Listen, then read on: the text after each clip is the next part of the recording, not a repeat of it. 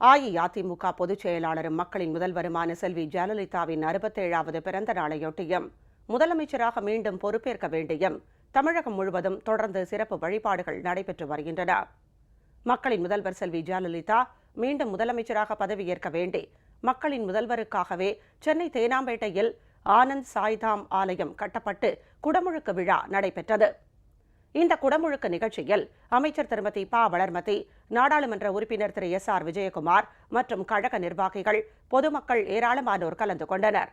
பொதுமக்களுக்கு அன்னதானமும் வழங்கப்பட்டது. காஞ்சிபுரம் மாவட்டம் பையனூர் ஸ்ரீ சாமுண்டீஸ்வரி ஆலயம், ஆதிகாளிகாம்பாள் கோயில் ஆகிய இடங்களில் நடைபெற்ற வழிபாட்டில் அமைச்சர் திரு டி.கே.எம். சின்னையா உள்ளிட்டோரும், திருவண்ணாமலை ஸ்ரீ சக்கரதான ஈஸ்வரர் திருக்கோயில் மற்றும் மணலூர்பேட்டை அருள்மிகு மாரியம்மன் கோயிலில் நடைபெற்ற வழிபாட்டில் அமைச்சர் திரு முக்கூர் என். சுப்பிரமணியன் ஆகியோரும் கலந்து கொண்டனர். திருச்சி மாவட்டம் திருவானைக்காவல் ஜம்புகேஸ்வரர் ஆலயத்தில் தமிழ்நாடு பகுதி நேர சிறப்பாசிரியர்கள் சங்கம் சார்பில் சிறப்பு பூஜை நடத்தப்பட்டது.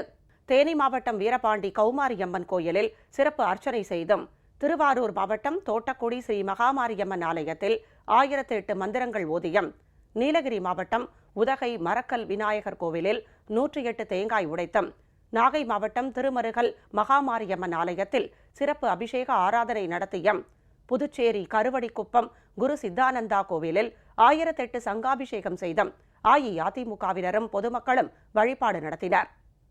மக்களின் முதல்வர் செல்வி ஜெயலலிதாவின் பிறந்த நாளையொட்டி ஏழை எளிய மக்களுக்கு நலத்திட்ட உதவிகளும் தொடர்ந்து வழங்கப்பட்டு வருகின்றன. திருவள்ளூர் பூத்தபேடு பகுதியில் 1067 பேருக்கு தையல் இயந்திரங்கள் உள்ளிட்ட நலத்திட்ட உதவிகளை அமைச்சர் திரு பி. வி. ரமணா, கழகமைப்பு செயலாளர் திரு சி. பொன்னையன் ஆகியோர் வழங்கினர்.